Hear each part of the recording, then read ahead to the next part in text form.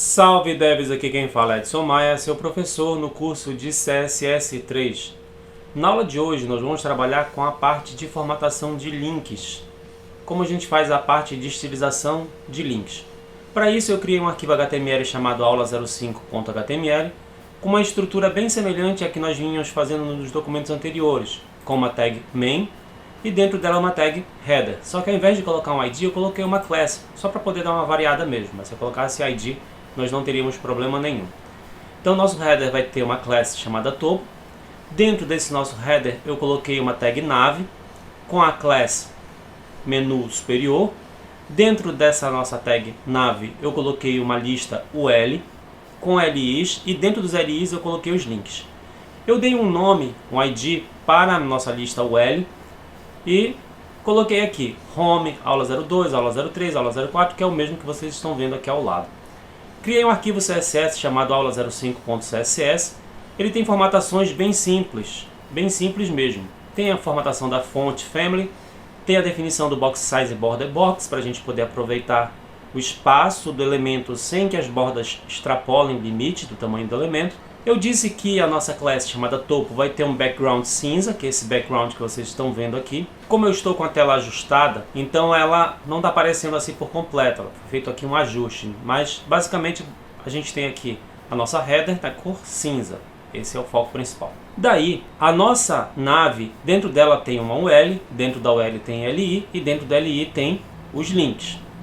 Um elemento dentro do outro. Pode parecer confuso, mas com o tempo você vai se habituando com isso. A nossa UL, eu coloquei um nome para poder ficar mais fácil, para eu poder economizar esse caminho de nave, UL. Então a nossa UL vai se chamar links, então ela tem esse ID links. Então eu disse que o meu ID links, ou seja, a minha UL, vai ter um display flex. Com isso, os nossos links ficam um ao lado do outro. Se eu apagar isso aqui, observem que os links vão aparecer um abaixo do outro. Isso é o padrão de uma lista UL-LI. Mas se eu coloco um display flex, ele fica flexível no espaço. Então ele fica posicionado dessa forma. Então, ao utilizar o display flex, a gente consegue colocar os elementos nesse sentido horizontal. Eu fiz a formatação de cada LI. Cada LI é cada item dessa lista. Dentro de cada item dessa lista eu tenho os meus links. Então eu disse que na minha lista UL chamada links, eu quero formatar os LIs. Eu coloquei list style none é no one, nenhum. Então, list style none é para poder tirar o marcador. Se eu não tiver essa propriedade, observem que ficam os marcadores, como se fosse uma lista, mas eu preciso que esses marcadores sumam, não é interessante que eles fiquem aí. Eu coloquei um background branco só para que vocês consigam ver o que é cada LI. Observem que cada LI está sendo representado por esse espaço aqui que vocês estão vendo. Se eu colocar um margem right, que é uma margem à direita, vamos supor de 10 pixels, só para efeito de exemplo, você vai perceber como eles vão ficar espaçados, vai ter um espaço entre eles, só para efeito de exemplo. Eu coloquei um padding, que é uma expansão de 1 rem, que equivale a 16 pixels. Se eu apagar esse padding, observem como ele fica menor. Eu coloquei uma borda de 1 pixel sólida na cor preta, que é para mostrar que esse quadradinho aqui é cada LI que nós temos. Vejam como ficou bem fininho. Então se eu quiser que o link fique no formato de um botão, é interessante que eu utilize o padding para poder definir uma expansão, né, uma margem interna, um espaçamento nesse nosso elemento LI. Depois eu disse que na nossa lista UL chamada links, dentro de cada LI eu quero pegar o link, a tag A de link. Eu quero dar um pad de 1 rem, então com esse pad de 1 rem eu tenho essa área vermelha. Eu coloquei até aqui uma borda de 1 pixel sólida na cor red, para vocês verem que é esse espaço aqui desse quadrado. Aí você diz, mas por que isso? É para eu poder aumentar a área clicável. Observem que quando eu passo a seta aqui, a mãozinha aparece, o cursor na forma do pointer, que é essa mãozinha, porque eu estou trabalhando com um padding de 1 rem. Se eu não tivesse padding, observem como a área clicável do meu link só é a área onde tem o texto. Ela fica bem menor. Não é toda essa área do botão aqui que a gente está vendo. Então é interessante que a gente trabalhe também um padding no A, que é na tag A, que é a de link. Com isso a gente vai ter uma área clicável maior. Agora que a gente já viu o que é cada coisa, eu posso pegar essas bordas, eu vou comentar, só para poder deixar como memória do que a gente fez. Porque não há necessidade dessas bordas ficarem. esteticamente fica bem feio, obviamente. Então observem que a gente tem aqui os links. Ele está com fundo branco só para eu poder diferenciar com relação à cor cinza. Eu posso inclusive vir aqui no meu topo, que é esse header, e colocar aqui, por exemplo, um cinza mais escuro e colocar aqui, por exemplo, um cinza mais claro, que é o CCC, para cada botão. Assim fica mais legível o que a gente tem em tela. Daí eu fiz as seguintes formatações. Aqui mais para baixo, com relação aos links. Se você faz a formatação do link através da tag A, você está fazendo uma formação genérica do texto que está aqui, que representa o link. Por exemplo, eu utilizei uma propriedade chamada font weight. Essa font weight é o peso da fonte. A font weight ela tem valores que vão de 100 em 100, que é 100, 200, 300, 400, 500, 600. De 100 até 600 você vai ter valores ali que a fonte é fina, que é uma fonte estreita. Se você coloca valores grandes, como 700, 800, 900, você vai ter a fonte em negrito. Aí você tem um negrito de 700, de 800 e de 900.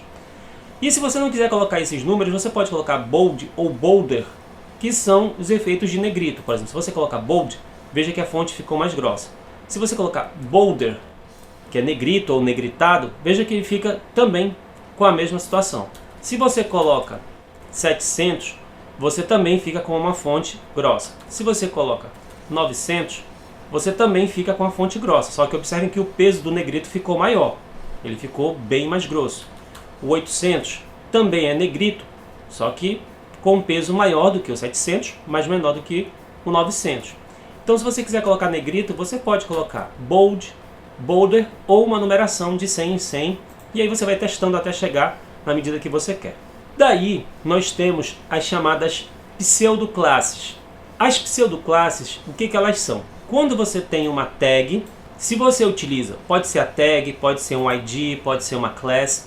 Se você, em seguida, ao nome do elemento, você usa 2 pontos, você vai acionar as pseudoclasses. Observem como aparece uma lista grande aqui para mim, olha. Visited, Where, Windows Inactive. Olha aqui, ó, uma lista grande de pseudoclasses. Quando tem, depois dos 2 pontos, quando vem um texto, tá? Se tiver 2 pontos, aí já é um outro esquema. Então, se você tem aqui 2 pontos e um texto ao lado, você está trabalhando com uma pseudoclasse. No caso dos links, nós temos várias pseudoclasses. Nós temos uma pseudoclasse chamada link. Nós temos uma pseudoclasse chamada active. Nós temos uma pseudoclasse chamada visited e nós temos uma pseudoclasse chamada hover. A pseudoclasse que você mais tem que se preocupar quando a gente fala de link é a pseudoclasse chamada hover. Por quê? Ela representa um evento que acontece quando a gente passa a seta do mouse sobre o link. Então, da minha lista UL, eu quero pegar os links, que tem a tag A, obviamente, tag A são os links, e quando eu estiver passando a seta por cima dele, eu vou fazer as formatações que estão descritas aqui dentro. Então, só para efeito de exemplo e para diferenciar visualmente, por padrão os links são na cor azul. A cor padrão dos links é azul.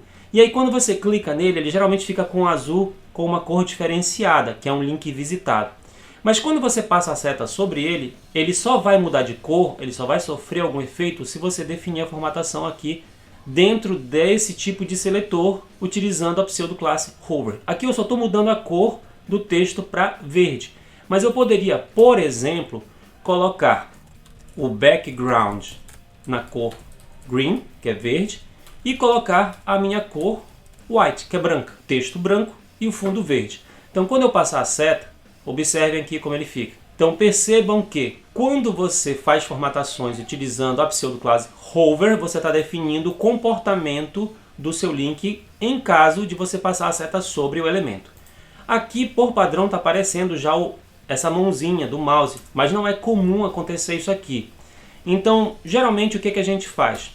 No nosso próprio seletor de link, a gente vem aqui em cursor e define pointer. Então aqui no nosso próprio seletor de link, que é a tag A, você define a propriedade cursor como pointer, que é esse ponteiro que vocês estão vendo aqui, que é essa mãozinha comum que aparece quando a gente utiliza links. Então quando a gente vai trabalhar com menus, é comum você precisar focar a atenção nesse passo a passo de formatação. Você primeiro faz uma formatação do elemento Py, que é o elemento que envolve todo o seu menu, que vai ter os links, que pode ser uma header, pode ser uma nave, pode ser uma UL. Depois que você fizer essas formatações desse elemento Py, definindo o posicionamento, cor de fundo, características gerais, você vai focar em fazer as formatações de cada LI. Você faz a formatação dos LI, geralmente tirando os marcadores, definindo se ele vai ter cor de fundo ou não, definindo qual vai ser a margem, o padding dele, se vai ter borda ou não, e assim por diante. Depois você vai focar em formatar exatamente os links que estão dentro do LI. E aí você faz a formatação genérica, que é a que você quer que apareça, que fique visualmente para todos. Ou, por exemplo, eu tenho uma cor aqui roxa, mas vamos supor que os meus links eu quero que eles tenham uma outra cor. Eu quero que eles tenham a cor blue mesmo. Então ele vai ficar na cor azul aqui, ó. Ah não, eu quero que ele fique numa outra cor. Quero que eles fiquem na cor violeta. Violet, ou posso colocar outro código. Então eu coloco aqui. Então eu posso definir a cor, inclusive, eu posso definir as cores utilizando código hexadecimal e RGB e RGBA também sem problema. Então você pode fazer isso aqui, é perfeitamente previsível. Eu defini aqui, se vocês observarem, esse seletor, ele está fazendo a mesma coisa que esse aqui, ó. A mesma coisa, mesmíssima coisa, tá? Então, se eu pegasse essas duas propriedades e colocasse aqui dentro, ia funcionar também sem problema. Eu só estou mostrando para vocês que dentro da minha UL chamada links, eu posso selecionar diretamente os links que tem a tag A, tá? Eu não preciso fazer links LIA, tá certo?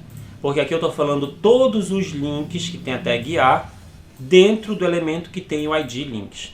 E aqui eu defini a questão do hover, que é a pseudoclasse, quando a gente passa a seta sobre o nosso elemento. Aqui esse green, obviamente, não está nem um pouco interessante. Vou deixar aqui essa cor. Observem que já fica mais interessante. Aqui o nosso background, eu poderia definir que esses backgrounds seriam iguais, né, idênticos. Aqui o nosso link, observem que ele não está aparecendo. Então aqui os nossos textos não estão aparecendo. A gente poderia definir aqui na tag A o color para o nosso texto. Vou colocar aqui o CCC. Observem que a gente consegue agora ter menu com algumas formatações de CSS. Como nós definimos aqui um margin right, a gente tem um espaçamento à direita. Se a gente quisesse, a gente poderia tirar esse margin right. Os objetos iriam ficar mais próximos uns dos outros. O padding do link que a gente colocou aqui de um rem, ele vai ficar um rem para cima, um para a direita, um para baixo e um para a esquerda. A gente poderia definir para cima e para baixo um rem, para a direita e para a esquerda, por exemplo, 0.625 rem. Aí ficaria com espaço menor.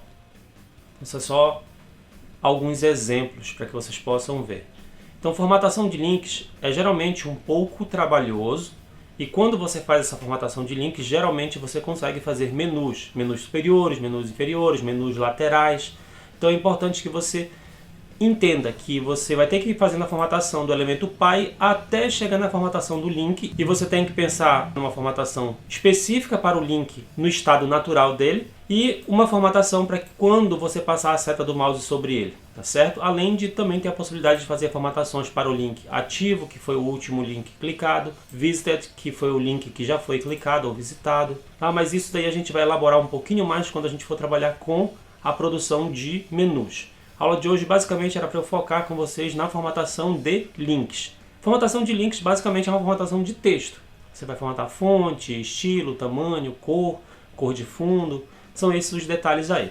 A aula de hoje vai ficando basicamente por aqui. Não se esqueçam de curtir, compartilhar e assinar o canal. Salve devs, até a próxima!